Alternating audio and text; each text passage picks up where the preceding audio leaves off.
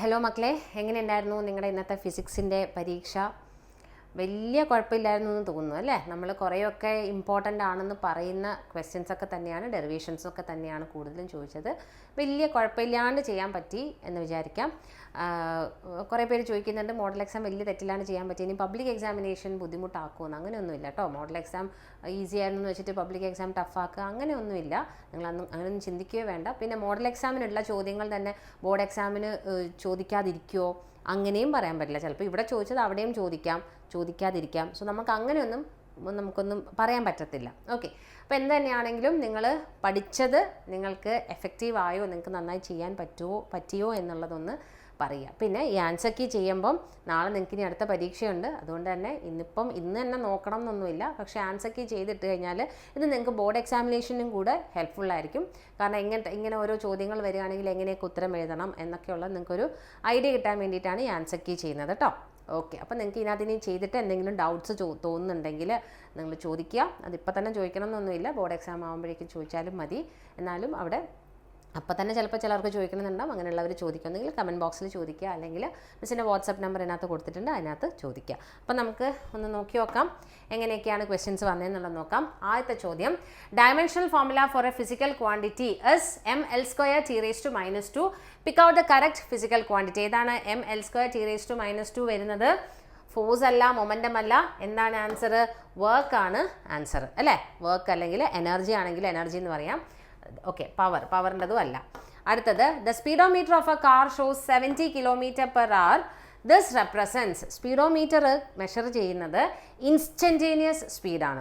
Odometer എന്താണ് measure ചെയ്യുന്നത്? Distance ആണ് മെഷർ ചെയ്യുന്നത്. അപ്പോൾ ഇതിൻ്റെ ആൻസർ വന്നിരിക്കുന്നത് ഇൻസ്റ്റൻറ്റേനിയസ് സ്പീഡാണ് ആൻസർ. ഓക്കെ, അടുത്തത്, ചൂസ് ദ കറക്റ്റ് ഓൾട്ടർനേറ്റീവ്.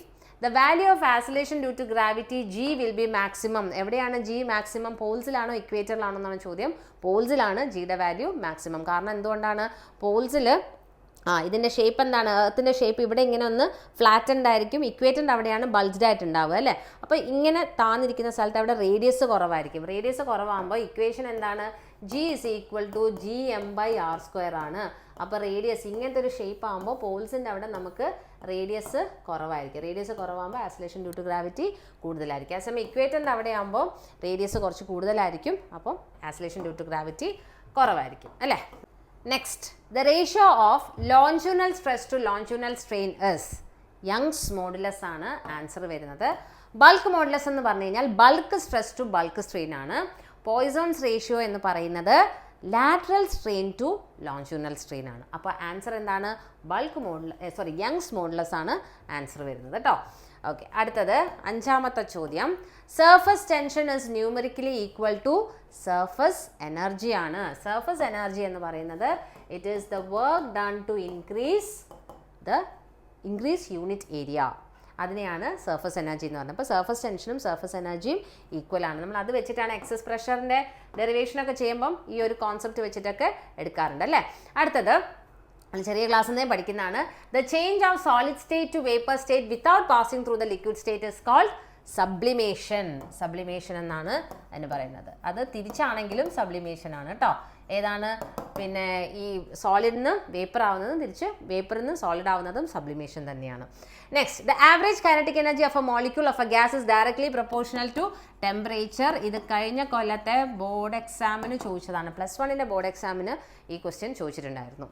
അപ്പോൾ ഇത്രയാണ് 1 മാർക്കിൻ്റെ ചോദ്യങ്ങൾ. ഇനി അടുത്തത് ആൻസർ. ഇനി 5 questions, ഈച്ച് ക്യാരീസ് 2 scores അല്ലേ? 2 മാർക്കാണ്. അടുത്തത്, the positions of A body at different instances of time are given in the table. Draw the position time graph and determine the velocity. എങ്ങനെയാണ് നമ്മൾ പൊസിഷൻ ടൈം ഗ്രാഫ് വരയ്ക്കുന്നത്? Position time graph വരയ്ക്കാനായിട്ട് X ആക്സിസിൽ ടൈമും Y ആക്സിസിൽ പൊസിഷനും അല്ലേ? അപ്പം നമുക്ക് തന്നിരിക്കുന്ന വാല്യൂസ് എന്തൊക്കെയാണ്? ടൈം 0, 1, 2, 3 ആണ് തന്നിരിക്കുന്നത്. അപ്പോൾ ടൈം 0, 1, 2, 3 ആണ്. എന്നിട്ട് നമ്മുടെ ഇതെന്താ തന്നിരിക്കുന്നത്? പൊസിഷൻ 2, 4, 6 ആണ് തന്നിരിക്കുന്നത്. അപ്പോൾ ഇവിടെ 2, 4, 6 അല്ലേ? അപ്പോൾ നമ്മളതനുസരിച്ച് 1-ന് 2, 2-ന് 4, 3-ന് 6. അപ്പം ഇങ്ങനെയാണ് നമ്മുടെ ഗ്രാഫ് കിട്ടുക അല്ലേ? നമ്മുടെ ഗ്രാഫ് ഇങ്ങനെയാണ് കിട്ടുക. ഇതിൽ നിന്ന് എങ്ങനെയാണ് നമുക്ക് വെലോസിറ്റി കണ്ടുപിടിക്കേണ്ടത് എങ്ങനെയാണ്? നമ്മൾ ഏതെങ്കിലും 2 പോയിന്റ് എടുക്കുക. അപ്പോൾ ഞാൻ ഈ 2 പോയിന്റ് എടുത്തിട്ട് ഒരു സ്ലോപ്പ് വരച്ചു അല്ലേ, ഒരു ട്രയാങ്കിൾ വരച്ചു. ഈ സ്ലോപ്പ് കണ്ടുപിടിച്ചേ.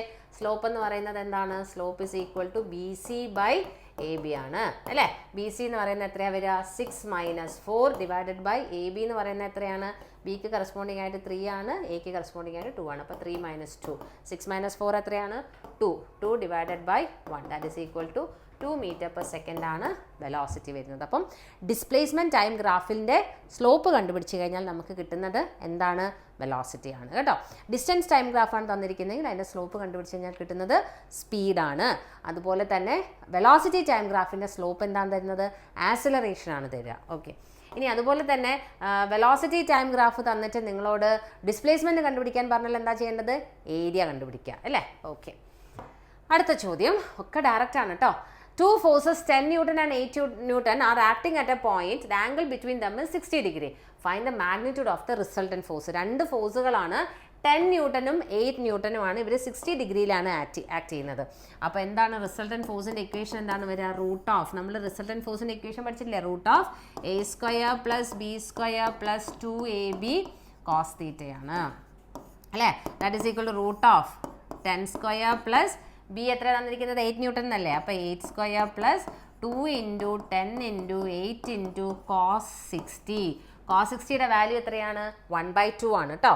അപ്പോൾ റൂട്ട് ഓഫ് 10² എന്ന് പറയുന്നത് 100 പ്ലസ് 8² എന്ന് പറഞ്ഞാൽ 64 പ്ലസ് 2 × 10 × 8 എത്രയാണ്? 20 × 8 160 × cos 60യുടെ വാല്യൂ 1/2. അപ്പോൾ ഇതും കട്ടായി, ഇവിടെ 8 കിട്ടി. That is equal to root of 100 plus 64 plus 80. 100 plus 64 plus 80 എത്രയാണ്? റൂട്ട് ഓഫ് 244 അല്ലേ. 244 ന്യൂട്ടൺ. ഇത് വേണമെങ്കിൽ നിങ്ങൾക്ക് റൂട്ട് ഓഫ് 244 കാൽക്കുലേറ്ററിൽ ചെയ്തിട്ട് ചെയ്യാം, അല്ലെങ്കിൽ ഇതിങ്ങനെ തന്നെ വെച്ചാലും നിങ്ങൾക്ക് മാർക്ക് കിട്ടും. അപ്പം ഇതാണ് നിങ്ങൾക്ക് കോൺസെപ്റ്റ് അറിയോ എന്നുള്ളത് ചെക്ക് ചെയ്യാൻ വേണ്ടിയിട്ടാണ് ഈ ചോദ്യം. പാരലോഗ്രാം ലോ ഓഫ് വെക്ടർ അഡീഷൻ്റെ വരുന്നതാണ് അല്ലേ. യെസ്, അടുത്തത് classify the following into conservative and non conservative forces. എന്താണ് കൺസർവേറ്റീവ് ഫോഴ്സ് എന്ന് പറഞ്ഞു കഴിഞ്ഞാൽ? The work done by the force does not depend on the path ആണ് conservative force. Non conservative force എന്ന് പറഞ്ഞു കഴിഞ്ഞാൽ work done depends on the path. അപ്പോൾ ഇവിടെ നമ്മൾ പാത്തിനെ ഡിപ്പെൻഡ് ചെയ്യുന്ന ആൾക്കാർ ആരൊക്കെയായിരിക്കും? ഫ്രിക്ഷണൽ ഫോഴ്സും വിസ്കസ് ഫോഴ്സും പാത്തിനെ, ആ ഫോഴ്സ് കാരണം ഉണ്ടാകുന്ന വർക്ക് പാത്തിനെ ഡിപ്പെൻഡ് ചെയ്യും. സോ ഇത് രണ്ടും എന്താണ്? നോൺ കൺസർവേറ്റീവ് ഫോഴ്സസ് ആണ്. ഇതെന്താണ്? ഇത് കൺസർവേറ്റീവ് ആണ്, ഇതും കൺസർവേറ്റീവ് ആണ്. ഇലക്ട്രോസ്റ്റാറ്റിക് ഫോഴ്സും മാഗ്നറ്റിക് ഫോഴ്സും ഒക്കെ കൺസർവേറ്റീവ് ഫോഴ്സസ് ആണ് കേട്ടോ. ഓക്കെ, അടുത്തത് ബി പാർട്ട് എന്തുവാണെന്ന് നോക്കിക്കേ. Power is equal to force into എന്താണ് വരുന്നത്? വെലോസിറ്റി. നമ്മൾ പവർ പഠിച്ചിട്ടുള്ളത് power is equal to work by time എന്നാണ് പഠിച്ചത് അല്ലേ. പക്ഷെ വർക്ക് എന്ന് പറഞ്ഞാൽ എന്താണ്? ഫോഴ്സ് ഇൻറ്റു ഡിസ്പ്ലേസ്മെൻ്റ് അല്ലേ. പക്ഷേ ഇവിടെ ഡിസ്പ്ലേസ്മെൻറ്റ് ബൈ ടൈം എന്ന് പറഞ്ഞാൽ വെലോസിറ്റി അല്ലേ. അപ്പോൾ അങ്ങനെയാണ് power is equal to force into velocity എന്നുള്ള ഇക്വേഷനും ഉണ്ട്. അപ്പോൾ ഇത് വെച്ചിട്ട് നമുക്ക് പ്രോബ്ലംസ് ചോദിക്കാനും സാധ്യതയുണ്ട് കേട്ടോ. 11ാമത്തെ ചോദ്യം, define moment of inertia of A body. എന്താണ് മൊമെന്റ് ഓഫ് ഇനേർഷ്യ എന്ന് പറയുന്നത്? I is equal to mr² അല്ലേ. എം എന്ന് പറയുന്നത് മാസ് ഓഫ് ദ ബോഡിയാണ്. അപ്പോൾ നമുക്ക് ഇങ്ങനെ ഒരു ആക്സിസ് ഓഫ് റൊട്ടേഷൻ ഉണ്ട്. ഇവിടെ ഒരു ബോഡി ഉണ്ടെങ്കിൽ ഈ ബോഡിയുടെ മാസ് അല്ലേ ഇൻറ്റു ആർ എന്ന് പറയുന്നത് എന്താണ്? ഈ ബോഡി റൊട്ടേറ്റ് ചെയ്യുമ്പോഴുള്ള ആ ആക്സിസ് ഓഫ് റൊട്ടേഷനും ആ ബോഡിയുടെ സെൻറ്റർ ഓഫ് ഗ്രാവിറ്റിയും കൂടെ ഉണ്ടാക്കുന്ന ഡിസ്റ്റൻസ്, അല്ലെങ്കിൽ ഓരോ പാർട്ടിക്കിളിൻ്റെയും എന്താണ് പോയിൻറ്റും ആ centre of that means axis of റൊട്ടേഷനും കൂടെ ഉണ്ടാക്കുന്ന ഡിസ്റ്റൻസ്, അതിനെയാണ് ആർ എന്ന് പറയുന്നത്. ഓക്കെ, അപ്പോൾ I is equal to m × r² ആണ് അതിൻ്റെ ഇക്വേഷൻ. അതിൻ്റെ ഡെഫിനിഷൻ അങ്ങനെ തന്നെ അതങ്ങോട്ട് പറഞ്ഞാൽ മതി അല്ലേ. Product of mass and the square of the distance between the particles and the axis of rotation. Which physical quantity is represented by the product of moment of inertia and angular velocity? Moment of inertia എന്ന് പറയുന്ന I ആണ്, angular velocity എന്ന് പറയുന്ന ഒമേഗയാണ്. ഇവർ രണ്ടാളെയും കൂടെ product എടുക്കുമ്പോൾ കിട്ടുന്നത് എന്താണ്? L is equal to I omega. L എന്താണ്? Angular momentum. ഈ ആംഗുലാർ മൊമെൻറ്റം കൺസർവേഷൻ വെച്ചിട്ടാണ് നമ്മളൊരു കുറേ ക്വസ്റ്റ്യൻ പേപ്പേഴ്സ് നിങ്ങൾ നോക്കിയാൽ അറിയാം എന്താണ് ഇങ്ങനെ കൈ ചേർത്ത് വെച്ച് കറങ്ങുന്നതും ഒക്കെ അല്ലേ. ഇറ്റ്സ് ഇമ്പോർട്ടൻറ്റ് ടോപ്പിക്സിൻ്റെ വീഡിയോ ഇട്ടപ്പോൾ അതിൻ്റെ കൂട്ടത്തിൽ പറഞ്ഞിട്ടുണ്ടായിരുന്നു അത് പഠിക്കണം എന്നുള്ളത്. അപ്പം conservation of angular momentum important ആയിട്ടുള്ള ടോപ്പിക്കാണ്. അപ്പോൾ അത് എങ്ങനെ വേണമെങ്കിലും ചോദ്യങ്ങൾ വരാം കേട്ടോ. ഇപ്പോൾ കൈ ചേർത്ത് വെച്ച് കറങ്ങുമ്പോൾ വെലോസിറ്റി കൂടുതലായിരിക്കും, കൈ ദൂരെ വെച്ച് കറങ്ങുമ്പോൾ വെലോസിറ്റി കുറവായിരിക്കും. അതിൻ്റെ എക്സ്പ്ലനേഷൻസ് ഒക്കെ നമ്മുടെ ചാനലിലുണ്ട് കേട്ടോ, അത് പഠിച്ചോളാം. നെക്സ്റ്റ് 12ാമത്തത്, State whether the velocity of escape for two bodies of masses 2 kg and 200 kg are same or different. Escape velocity of escape എന്നൊക്കെ പറഞ്ഞ് നിങ്ങളെ കൺഫ്യൂഷൻ ആക്കാണ്. അതെന്താണ്? എസ്കേപ്പ് വെലോസിറ്റി തന്നെയാണ്. രണ്ട് ഡിഫറെൻറ്റ് മാസസ് തന്നിട്ടുണ്ട്, 2 കിലോഗ്രാമും 200 കിലോഗ്രാം. ഇവരുടെ എസ്കേപ്പ് വെലോസിറ്റിയിൽ വ്യത്യാസം ഉണ്ടാവുമോ? ഇല്ല. കാരണം എന്താണ്? എസ്കേപ്പ് വെലോസിറ്റിയുടെ ഇക്വേഷൻ എന്താണ്? v is equal to root of 2gr ആണ്. ഇതിനകത്ത് മാസ് ഓഫ് ദ ബോഡിയെ ഡിപ്പെൻഡ് ചെയ്യുന്നുണ്ടോ? ഇല്ല. r റേഡിയസിനെയും g ആക്സിലേഷൻ ഡ്യൂ ടു ഗ്രാവിറ്റിനെയും മാത്രമേ എസ്കേപ്പ് വെലോസിറ്റി ഡിപ്പെൻഡ് ചെയ്യുന്നുള്ളൂ. അതുകൊണ്ട് തന്നെ ഇവിടെ എന്താണ്? It does not depend on the mass of the body. So escape വെലോസിറ്റിക്ക് ഒരു മാറ്റവുമില്ല. State Kepler's first law of planetary motion. കെപ്ലേഴ്സിൻ്റെ 3 ലോ ഏതൊക്കെയാണ്? First law is law of orbit. Law of orbit എന്ന് പറയുന്നത് the planets revolve around the sun in an elliptical orbit with the sun at one of its foci. രണ്ടാമത്തത് എന്താണ്? the aerial velocity of a planet is a constant. അതായത് area covered in unit time is a constant. മൂന്നാമത്തെ law of period ആണ്. the square of the time period is directly proportional to the cube of the semi major axis. ഇതിനകത്ത് രണ്ടാമത്തെ ലോയ്ക്ക് ഒരു proof ഉണ്ട്. ആ പ്രൂഫും കൂടെ ഒന്ന് പഠിച്ചു വെക്കുക. ചിലപ്പോൾ അത് രണ്ടാമത്തെ ലോയുടെ state and proof Kepler second law of motion എന്ന് പറഞ്ഞിട്ട് ചോദിക്കാറുണ്ട്. നെക്സ്റ്റ് 13ാമത്തെ ചോദ്യം, what happens to the internal energy of a gas during. Internal energy എന്ന് പറഞ്ഞു കഴിഞ്ഞാൽ നമുക്കറിയാം, ഈ ഫസ്റ്റ് ലോ ഓഫ് തെർമോഡൈനാമിക്സ് എഴുതുമ്പോൾ delta Q equal to delta U plus delta W എന്നല്ലേ എഴുതുന്നത്. അതിനകത്ത് ഈ ഡെൽറ്റ യു എന്ന് പറയുന്നതാണ് ഇന്റേണൽ എനർജി. ഇന്റേണൽ എനർജി എപ്പോഴും ചേഞ്ച് ചെയ്യണമെങ്കിൽ അത് depends on the temperature. Isothermal expansion എന്ന് പറഞ്ഞു കഴിഞ്ഞാൽ എന്താണ്? ടെമ്പറേച്ചർ കോൺസ്റ്റൻ്റ് ആണ്. ടെമ്പറേച്ചർ കോൺസ്റ്റൻ്റ് ആകുമ്പോൾ ഇവിടെ ഇന്റേണൽ എനർജി മാറുമോ? ഇല്ല. അപ്പോൾ എന്താണ് ഇവിടെ? നോ ചേഞ്ച് ആണ് ഐസോതെർമൽ എക്സ്പാൻഷനിൽ. അഡേബാറ്റിക് എക്സ്പാൻഷനിൽ എന്താ സംഭവിക്കുക? അഡേബാറ്റിക് എന്ന് പറഞ്ഞു കഴിഞ്ഞാൽ നോ ചേഞ്ച് ഇൻ ഹീറ്റാണ്, അതായത് ടെമ്പറേച്ചറിൽ വ്യത്യാസമൊന്നുമില്ല. പക്ഷേ അഡേബാറ്റിക് എക്സ്പാൻഷൻ നടക്കുന്ന സമയത്ത് ടെമ്പറേച്ചർ കുറയും. നമ്മൾ കാർനോട്ട് സെഞ്ചറിൽ പഠിക്കുന്നുണ്ട് അല്ലേ? അഡേബാറ്റിക് എക്സ്പാൻഷനിൽ ഹീറ്റ് ട്രാൻസ്ഫേർഡ് ആവുന്നില്ലെങ്കിലും ആ എക്സ്പാൻഷൻ നടക്കുന്നത് കാരണം അവിടെ ടെമ്പറേച്ചർ കുറയുന്നുണ്ട്. സിസ്റ്റത്തിൻ്റെ ടെമ്പറേച്ചർ കുറയുമ്പോൾ ഇന്റേണൽ എനർജി കുറയും. ഡയറക്ട്ലി പ്രൊപ്പോർഷനിലാണ് ടെമ്പറേച്ചറും ഇന്റേണൽ എനർജിയും കേട്ടോ. അപ്പോൾ അഡേബാറ്റിക് എക്സ്പാൻഷനിൽ എന്താണ്? ഡിക്രീസസ്. ഇനിയിപ്പോൾ ചേഞ്ചസ് എന്ന് എഴുതിയാലും മാർക്ക് തരുമായിരിക്കും, പക്ഷേ കറക്റ്റ് ആൻസർ ഇസ് ഡിക്രീസസ് എന്നാണ്. അതേസമയം അഡേബാറ്റിക് കംപ്രഷനിലാണെങ്കിൽ ഇന്റേണൽ എനർജി ഇൻക്രീസസ് എന്നായിരുന്നു എഴുതേണ്ടിയിരുന്നത്. ഓക്കെ, അടുത്ത ചോദ്യം കൈനറ്റിക് തിയറിയിൽ നിന്ന് ചോദിച്ചിരിക്കുന്ന ചോദ്യമാണ്. Calculate the root mean square velocity of a gas at 300 kelvin. Root mean square വെലോസിറ്റിയുടെ ഇക്വേഷൻ എന്താണ്? VRMS is equal to root of 3RT/m ആണ് ഇക്വേഷൻ കേട്ടോ. Root of 3RT/m, that is root of, ബാക്കി substitute ചെയ്താൽ മതി. അപ്പോൾ equation അറിയുമെന്ന് check ചെയ്യാനുള്ള ക്വസ്റ്റ്യൻ ആണിത്. R എന്ന് പറഞ്ഞാൽ ഗ്യാസ് കോൺസ്റ്റൻ്റ് ആണ്, വാല്യൂ 8.3 ആണ്. ഇൻറ്റു T എന്ന് പറയുന്നത് ടെമ്പറേച്ചർ ആണ്. അപ്പോൾ 300, അത് കെൽവിനിൽ തന്നെയാണ് വെക്കേണ്ടത്. ഡിവൈഡഡ് ബൈ മാസ് എത്രയാണെന്ന് നോക്കുക. കിലോഗ്രാമിലാണോ എന്നൊക്കെ നോക്കണം കേട്ടോ. SI സിസ്റ്റത്തിലാണോ എല്ലാം ഉള്ളതെന്ന് നോക്കിയേക്കുക. അപ്പം ഇവിടെ എന്താണ്? ഇത് ചെയ്യുക. റൂട്ട് ഓഫ് 3 × 8.3 × 300 ഡിവൈഡഡ് ബൈ 0.032 ചെയ്തിട്ട് അതിൻ്റെ റൂട്ട് എടുക്കുമ്പം ആൻസർ കിട്ടും. എനിക്ക് തോന്നുന്നു 483 സംതിങ് ആണ് മിസ്സിന് ചെയ്തപ്പോൾ കിട്ടിയത്. അത്രയും മീറ്റർ/സെക്കൻഡ് ആണ് കിട്ടിയിരിക്കുന്നത് കേട്ടോ. അപ്പോൾ ഇത് കറക്റ്റായിട്ട് കാൽക്കുലേഷൻ ഒന്നും തെറ്റിക്കരുത്. നിങ്ങൾക്ക് കാൽക്കുലേറ്റർ ഉപയോഗിക്കാൻ പറ്റുന്നതാണല്ലോ അല്ലേ? ഓക്കെ, അടുത്തത് derive the following equations four uniformly accelerated motion അല്ലേ? നമ്മളിപ്പോഴും പറയാറുള്ളതാണ് എന്തായാലും പഠിക്കണം എന്നുള്ളത്. അപ്പോൾ S is equal to ut plus half at² എന്നുള്ള ഇക്വേഷൻ ഡിറൈവ് ചെയ്യുന്നത്. അടുത്തത് എന്താണ്? v² is equal to u² plus 2as. അതിനകത്ത് ഇവിടെ നമ്മൾ എക്സിന് പകരം ചിലപ്പോൾ എസ് എന്നായിരിക്കും പഠിച്ചിട്ടുണ്ടാവുക, v0യ്ക്ക് പകരം ചിലപ്പോൾ u എന്നായിരിക്കും പഠിച്ചിട്ടുണ്ടാവുക, വിക്ക് പകരം v തന്നെയാണല്ലോ അല്ലേ? അതാണ് വ്യത്യാസം വരുന്നത്. അപ്പോൾ ഇക്വേഷൻ എന്തായാലും നിങ്ങൾ ചെയ്തിട്ടുണ്ടാവും അല്ലേ? 100% ചെയ്തിട്ടുണ്ടാവണം. Next, state the law of conservation of momentum. എന്താണ്?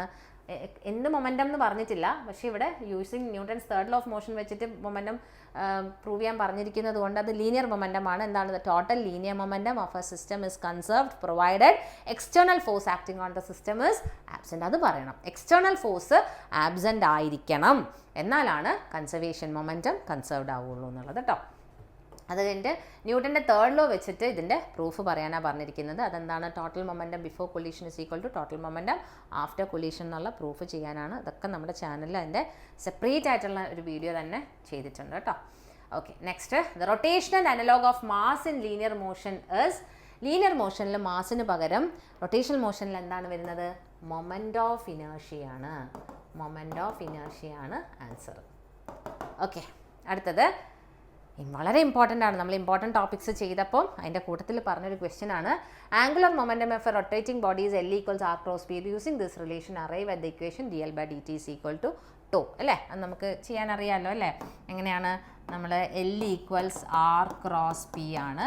രണ്ട് വശവും ഡിഫറൻഷ്യേറ്റ് ചെയ്യുക. അപ്പോൾ dl/dt = d/dt of R cross P ആണ്.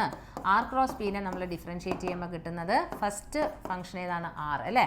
Cross dp/dt plus p cross dr/dt. Okay, that is equal to R cross dp/dt എന്ന് പറയുന്നത് എന്താണ്? ഫോഴ്സ് ആണ്. dp/dt എന്ന് പറഞ്ഞാൽ ഫോഴ്സ് ആണ്. നമ്മൾ പഠിച്ചിട്ടുണ്ട് അല്ലേ? ന്യൂട്ടൻ്റെ സെക്കൻഡ് ലോ ആണ്. പ്ലസ് പിക്ക് പകരം നമുക്ക് m/v എഴുതാം, മാസിൻ്റെ വെലോസിറ്റി എന്ന് എഴുതാം.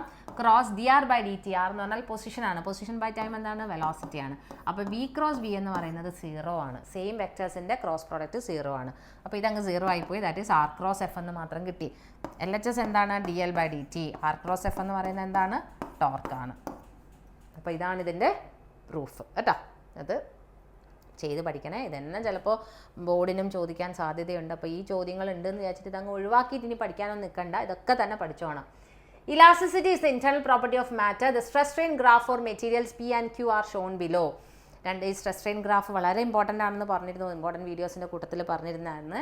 അപ്പോൾ സ്ട്രെസ് സ്ട്രെയിൻ ഗ്രാഫിൽ what does the slope of stress strain graph represent? Graph stress by strain ആണ് സ്ലോപ്പ് കിട്ടുക. സ്ട്രെസ് ബൈ സ്ട്രെയിൻ എന്ന് പറയുന്നത് എന്താണ്? Modulus of elasticity. അപ്പോൾ ഇതിൻ്റെ ആൻസർ എന്തുവാണ്? മോഡുലസ് ഓഫ് ഇലാസ്റ്റിസിറ്റി ആണ്. Slope of stress strain graph gives modulus of elasticity. Which of the material has the greater Young's modulus? ആർക്കാണോ സ്ലോപ്പ് കൂടുതൽ അയാൾക്ക് യങ്സ് മോഡുലസ് കൂടുതലായിരിക്കും. ആർക്കാണ് ഇവിടെ സ്ലോപ്പ് കൂടുതൽ? ഇയാൾക്കാണ് സ്ലോപ്പ് കൂടുതൽ. അപ്പോൾ അയാളുടെ യങ്സ് മോഡുലസ് കൂടുതലായിരിക്കും. Okay, which of the two is the stronger material? അപ്പോൾ ഇവിടെ നോക്കൂ, ഇത് കഴിഞ്ഞിട്ട് ഇവിടെ നിന്ന് ഇങ്ങോട്ടേക്കുള്ള ഈ പോയിന്റ് എന്താ പറയുക? ഫ്രാക്ചർ പോയിന്റ് എന്ന് പറയും അല്ലേ? അപ്പോൾ ഇത് കഴിഞ്ഞ് ഈ ഫ്രാക്ചർ പോയിന്റ് തമ്മിലുള്ള ഡിസ്റ്റൻസ് കൂടുതലാണെങ്കിൽ അത് സ്ട്രോങ് ആയിരിക്കും. ഇത് കണ്ടോ, ഇത് ഇത്രയേ ഉള്ളൂ ഫ്രാക്ചർ പോയിന്റ്. അപ്പോൾ അത് എന്താണ്? കുറവായിരിക്കും. സോ ഇതിന് സ്ട്രെങ്ത് കൂടുതൽ. അപ്പോൾ മെറ്റീരിയൽ P ആണ് സ്ട്രെങ്ത് കൂടുതൽ ദാൻ Q. ഓക്കെ, ഇതാണ് answer. Next, raindrops are being accelerated while falling through the atmosphere, but they reach the surface of the earth with a constant velocity. What is the name given to this velocity? എന്താണത്? Terminal velocity അല്ലേ? വീണ്ടും അടുത്ത നമ്മൾ important ആണെന്ന് പറഞ്ഞ ഒരു സംഭവമാണ്. അതിൻ്റെ ഡെറിവേഷനും ഒക്കെ ടെർമിനൽ വെലോസിറ്റി. അപ്പോൾ ഇമ്പോർട്ടൻ്റ് ആണെന്ന് പറഞ്ഞ കാര്യങ്ങളൊക്കെ മോഡൽ എക്സാമിന് ചോദിച്ചിട്ടുണ്ട്. അപ്പോൾ ബോർഡിനും അതൊന്നും ചോദിക്കില്ല എന്നൊന്നും നമുക്ക് പറയാൻ പറ്റില്ല. ചിലപ്പോൾ ഇതൊക്കെ തന്നെ ചോദിക്കും, പഠിച്ചോണേ. Okay, next, derive the expression for the constant velocity attained by the raindrop. അപ്പോൾ ഈ വെലോസിറ്റിയുടെ ഡെറിവേഷൻ നമ്മൾ ചെയ്തിട്ടുണ്ട്. ഫ്ലൂയിഡ്സിൻ്റെ കൂട്ടത്തിൽ പഠിക്കുക കേട്ടോ. ഭയങ്കര ഈസി ആയിട്ടുള്ളൊരു ഡെറിവേഷനാണ്, അത് പഠിച്ചേക്കുക. Okay, next, what you mean by mean free path of a gas molecule? Mean free path എന്ന് പറഞ്ഞു കഴിഞ്ഞാൽ ഗ്യാസ് മോളിക്യൂൾസ് ഇങ്ങനെ റാൻഡം മോഷൻ ആയിരിക്കും, ഇങ്ങനെ ആയിരിക്കും നടക്കുക. അപ്പോൾ ഇവർ തമ്മിൽ പരസ്പരം കൊളൈഡ് ചെയ്യും. കൊളൈഡ് ചെയ്യുന്ന സമയത്ത് രണ്ട് കൊളീഷൻസിന് ഇടയിൽ കുറച്ച് ദൂരം ഇവർ ഫ്രീ ആയിട്ട് മൂവ് ചെയ്യുന്നൊരു ദൂരം ഉണ്ടാവും. അങ്ങനെ എല്ലാ മോളിക്യൂൾസും ഫ്രീ ആയിട്ട് മൂവ് ചെയ്യുന്ന ആ പാത്തിനെ എല്ലാം കൂടെ ആവറേജ് എടുക്കുമ്പോൾ കിട്ടുന്നതാണ് മീൻ free path. So it is the average distance covered by the gas molecules between two successive collisions. അതാണ് മീൻ ഫ്രീ പാത്ത് എന്ന് പറയുന്നത്. ഇനി state any two postulates of kinetic theory of gases. ഒരു 5-6 പോസ്റ്റ്ലേറ്റ്സ് ഉണ്ട് കൈനറ്റിക് തിയറിയിൽ. അത് വളരെ ഇമ്പോർട്ടൻ്റ് ആണ്. അതിനകത്തുള്ള ഏതെങ്കിലും 2 പോസ്റ്റ്ലേറ്റ്സ് ആണ് എഴുതാൻ പറഞ്ഞിരിക്കുന്നത് കേട്ടോ. ഓക്കെ, കൈനറ്റിക് തിയറിയുടെയൊക്കെ നോട്ട്സ് ഒക്കെ ഉണ്ട്. നിങ്ങൾക്ക് നോട്ട്സ് ആവശ്യമുള്ളവർ ചോദിക്കുക. ടെലഗ്രാം ഗ്രൂപ്പിൽ അപ്ലോഡ് ചെയ്തിട്ടുണ്ട്, അല്ലാണ്ട് വാട്സപ്പിലും ചോദിക്കുക. ഓക്കെ, ഇനി നമ്മൾ ബാക്കി പഠിക്കേണ്ട കാര്യങ്ങളെ പറ്റിയൊക്കെ മിസ് അവസാനത്തേക്ക് പറയാം. ഇതാദ്യം കഴിയട്ടെ. Next, state first law of thermodynamics. എന്താണ് first law of thermodynamics? The amount of heat given to a system is used to change the internal energy and to do work. അപ്പോൾ delta Q is equal to delta U plus delta W ആണ് first law of thermodynamics. Draw the PV diagram of Carnot engine and mark the different thermodynamic process. എങ്ങനെയാണ് പഠിച്ചിട്ടുണ്ടാവണം അല്ലേ? X ആക്സിസിൽ volume, Y ആക്സിസിൽ വിയും അല്ലേ? അപ്പം first curve ഇങ്ങനെ വന്നു, പിന്നെ ഇങ്ങനെ വന്നു, പിന്നെ ഇങ്ങനെ വന്നു, പിന്നെ ഇങ്ങനെ. അതായത് ഇതിനകത്ത് നമുക്ക് എ ബി സി ഡി എന്ന പേര് കൊടുക്കുകയാണെങ്കിൽ ഇങ്ങനെയാണ്. ആദ്യം ഐസോതെർമൽ കംപ്രഷനാണിത് അല്ലേ? Isothermal expansion, then adiabatic expansion, പിന്നെ ഇത് ഐസോതെർമൽ കംപ്രഷൻ, ഇത് അഡിയബാറ്റിക് കംപ്രഷൻ. ഇങ്ങനെയാണ് ഗ്രാഫ് പോകുന്നത്. Isothermal expansion, adiabatic expansion, isothermal compression, adiabatic compression. ഇങ്ങനെയാണ് ഗ്രാഫ് പോകുന്നത് കേട്ടോ. ഇതാണ് നിങ്ങളടുത്ത് മാർക്ക് ചെയ്യാൻ പറഞ്ഞിരിക്കുന്നത്. Next answer any 3 questions. 4 മാർക്കിൻ്റെ ചോദ്യങ്ങൾ എന്തൊക്കെയാണെന്ന് നോക്കാം. Write the number of significant figures of the following. Number of significant figures 0.0072. എത്ര സിഗ്നിഫിക്കൻറ്റ് ഫിഗേഴ്സ് ആണ്? 2 എണ്ണം. 7ഉം 2ഉം മാത്രമേ സിഗ്നിഫിക്കൻ്റ് ഉള്ളൂ. കാരണം ഈ സീറോസ് എന്ന് പറയുന്നത് ഈ നോൺ സീറോ ഡിജിറ്റിൻ്റെ ഇടതുവശത്തായിട്ടാണുള്ളത്. അപ്പോൾ ഡെസിമൽ കഴിഞ്ഞിട്ട് ആണ്, പക്ഷേ നോൺ സീറോയുടെ ഇടതുവശത്തായതുകൊണ്ട് ഇത് സിഗ്നിഫിക്കൻ്റ് അല്ല. 2 സിഗ്നിഫിക്കൻറ്റ് ഫിഗേഴ്സ് ആണ്. ഇവിടെ എത്രയുള്ളത്? ഇവിടെയും 2 തന്നെയാണ്, 1ഉം 6ഉം. കാരണം എന്താണ്? 10⁻⁻19 എന്ന് പറയുന്നത് കൺവേർഷന് വേണ്ടി ഉപയോഗിക്കുന്ന സീറോസ് ആണ്. അത് നമ്മൾ സിഗ്നിഫിക്കൻറ്റ് ഫിഗേഴ്സിൻ്റെ കൂട്ടത്തിൽ എടുക്കാറില്ല. ബി പാർട്ട് നോക്കുക. Check whether the equation half mv² is equal to mgh is dimensionally correct by the method of dimensions. Half mv² is equal to mgh. Half mv² is equal to mgh.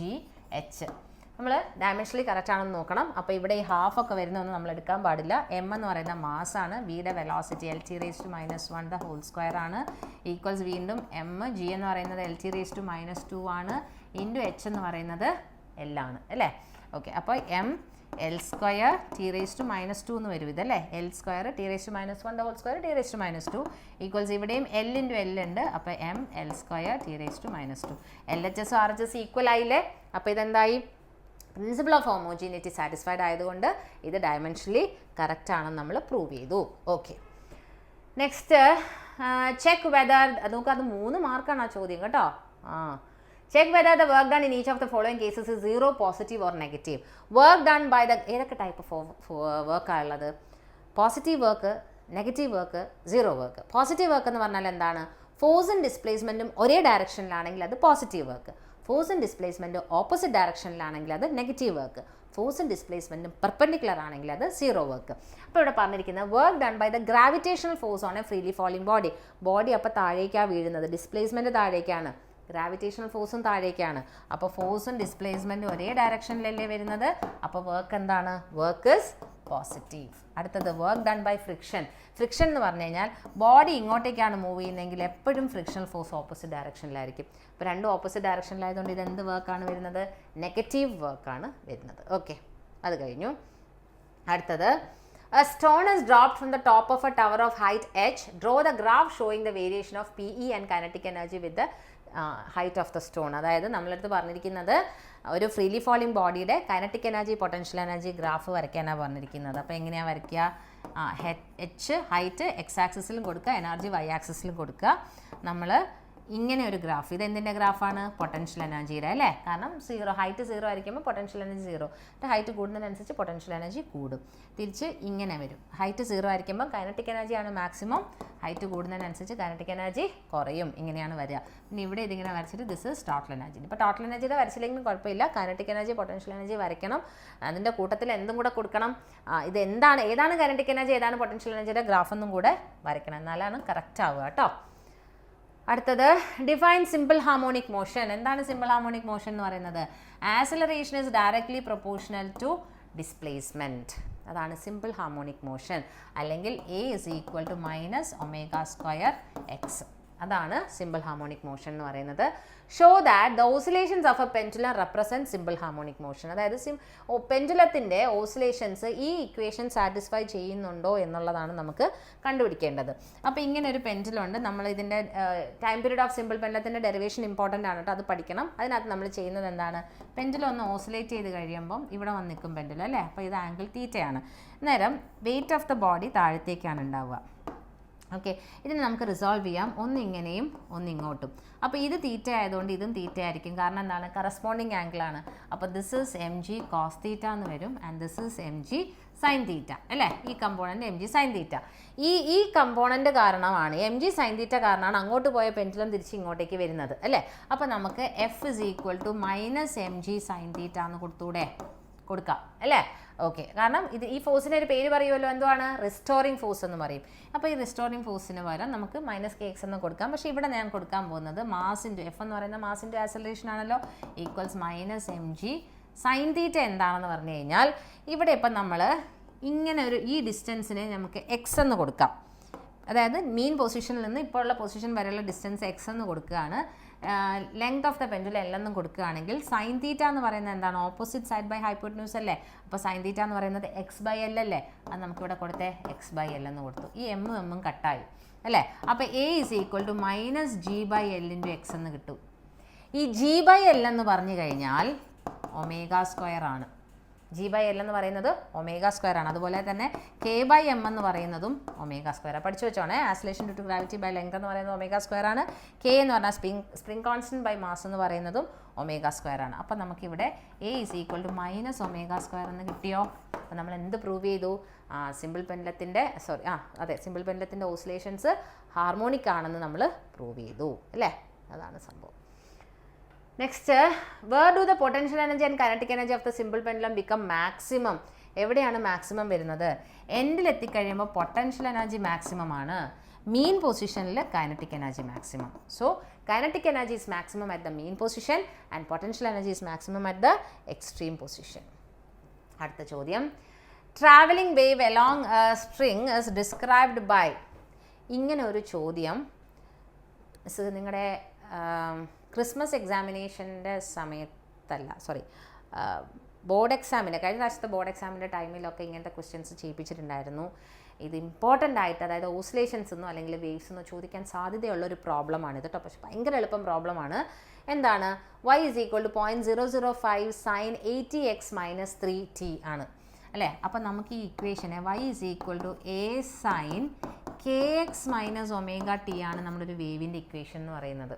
അപ്പോൾ അതുമായിട്ട് നമുക്ക് equate ചെയ്യാമല്ലോ. എന്തൊക്കെയാണ് കണ്ടുപിടിക്കാൻ പറഞ്ഞിരിക്കുന്നത്? Wave ലെങ്ത്തും time പീരീഡും, ലാംഡയും time പീരീഡുമാണ് കണ്ടുപിടിക്കാൻ പറഞ്ഞിരിക്കുന്നത് അല്ലേ? അപ്പോൾ ഇവിടെ നോക്കൂ, ഈ എ എന്ന് പറയുന്നത് ഇവിടെ ആംപ്ലിറ്റ്യൂഡ് എത്രയാണ് വരുന്നത്? 0.005. പക്ഷേ ആംപ്ലിറ്റ്യൂഡ് കണ്ടുപിടിക്കാൻ പറഞ്ഞിട്ടില്ല. കെ എന്ന് പറഞ്ഞു കഴിഞ്ഞാൽ കെയുടെ ഇക്വേഷൻ എന്താണ്? K is equal to 2π by ലാംഡയാ. പ്രൊപ്പഗേഷൻ കോൺസ്റ്റന്റ് ആണ് കെ. കെ എന്ന് പറയുന്നത് 2π ബൈ ലാംഡയാണ്. ലാംഡ എന്താണ്? Wavelength. അപ്പോൾ നമുക്ക് വേവ് ലെങ്ത് കണ്ടുപിടിക്കാൻ പറഞ്ഞിട്ടുണ്ട്. അപ്പോൾ 2π by lambda is equal to ഇവിടെ എന്താണ് തന്നിരിക്കുന്നത്? കെയുടെ പ്ലേസിൽ എന്താണ്? 80 അല്ലേ? അപ്പോൾ therefore 2π ബൈ ലാംഡ എന്ന് പറയുന്നത് 80 ആണ്. therefore lambda is equal to, lambda ഇങ്ങോട്ടേക്ക് കൊണ്ടുപോവുക, 80 ഇങ്ങോട്ടേക്ക് കൊണ്ടുവരിക, 2π by 80 that is equal to π by 40. 3.14 by 40 ചെയ്ത് കഴിഞ്ഞാൽ നമുക്ക് ലാംഡയുടെ വാല്യൂ കിട്ടും. അങ്ങനെയാണ് ലാംഡ കണ്ടുപിടിക്കേണ്ടത്. ഇനി എന്താണ്? ടൈം പീരീഡ് കണ്ടുപിടിക്കാൻ പറഞ്ഞിരിക്കുക അല്ലേ? അപ്പോൾ ടൈം പീരീഡ് എന്ന് പറയുന്നത് അതിന് പകരം നമുക്ക് ഒമേഗ തന്നിട്ടുണ്ട്. ഒമേഗയുടെ വാല്യൂ എത്രയാണ്? 3 ആണ്. അപ്പോൾ 2π ബൈ ക്യാപിറ്റൽ ടി ആണ് ഒമേഗ. ഒമേഗയുടെ വാല്യൂ എത്ര തന്നിട്ടുണ്ട്? 2π ബൈ ടി എന്ന് പറഞ്ഞ് തന്നിരിക്കുന്ന ഒമേഗയുടെ വാല്യൂ 3 ആണ്. therefore T is equal to, T ഇങ്ങോട്ടേക്ക് കൊണ്ടുപോവുക, ടൈം 3 ഇങ്ങോട്ടേക്ക് കൊണ്ടുവരിക, അപ്പോൾ 2π ബൈ 3. ടൈം പീരീഡ് എന്ന് പറയുന്നത് 2π ബൈ 3 ആണ് ടൈം പീരീഡ്. അപ്പോൾ അതിൻ്റെ പൈ 3.14 സബ്സ്റ്റിറ്റ്യൂട്ട് ചെയ്ത് കഴിഞ്ഞാൽ ആൻസർ കിട്ടും. ഇവിടെ ലാംഡ എന്ന് പറഞ്ഞാൽ π ബൈ 40 ആണ്. അപ്പോൾ നിങ്ങളിത് ചെയ്തിട്ടില്ലെങ്കിലും കുഴപ്പമില്ല, നിങ്ങൾക്ക് ഓപ്ഷൻസ് ചോയ്സ് കിട്ടിയിട്ടുണ്ടാവും. പക്ഷേ ഈ ചോദ്യങ്ങൾ പഠിക്കുന്നത് നല്ലതാണ്. അടുത്തതാ നമുക്ക് വളരെ നന്നായിട്ട് അറിയുന്ന ഒരു ക്വസ്റ്റ്യൻ അല്ലേ, വളരെ ഇമ്പോർട്ടൻ്റ് ആണെന്ന് പറയുന്ന ഒരു സംഭവമാണ്. Frequency of the harmonic wave is 1:3. അതായത് ക്ലോസ്ഡ് പൈപ്പിൻ്റെതാണ് ചെയ്യാൻ പറഞ്ഞിരിക്കുന്നത്. ക്ലോസ്ഡ് പൈപ്പിൻ്റെത് ഇങ്ങനെ ക്ലോസ്ഡ് പൈപ്പ് വരച്ചിട്ട് ഫസ്റ്റ് ഹാർമോണിക്കിന് നമ്മൾ ഇങ്ങനെ ഡയഗ്രാം വരയ്ക്കുന്നു, രണ്ടാമത്തത് സെക്കൻഡ് ഹാർമോണിക്കിന് നമ്മൾ ഇങ്ങനെ വരച്ചിട്ട് ചെയ്യുന്നത് അല്ലേ? ഓക്കെ, അതാണ്. അത് നിങ്ങൾക്ക് ചെയ്യാൻ അറിയുന്നുണ്ടാവുമായിരിക്കും അല്ലേ? യെസ്. അടുത്തത്, an object is projected with velocity u at an angle theta with the horizontal. Derive an equation for the time of flight and horizontal range. Time of flight in the equation എന്താണ് വരേണ്ടത്? t is equal to 2u sin theta by g കണ്ടുപിടിക്കണം. horizontal range r is equal to u square sin 2 theta by g. ഈ രണ്ടിൻ്റെയും derivations ആണ് ചെയ്യാൻ പറഞ്ഞിരിക്കുന്നത്. അടുത്ത ചോദ്യം വളരെ നല്ലൊരു ചോദ്യമാണ്. Find the angle of projection for which the maximum height is equal to 1/4 horizontal range. 1/4 horizontal range ആവണമെങ്കിൽ ഇതിൻ്റെ ആരുടെ മാക്സിമം ഹൈറ്റിൻ്റെ 1/4 ആണ് ഹൊറിസോണ്ടൽ റേഞ്ച് കിട്ടേണ്ടതെങ്കിൽ ആംഗിൾ ഓഫ് പ്രൊജക്ഷൻ എന്തായിരിക്കണം?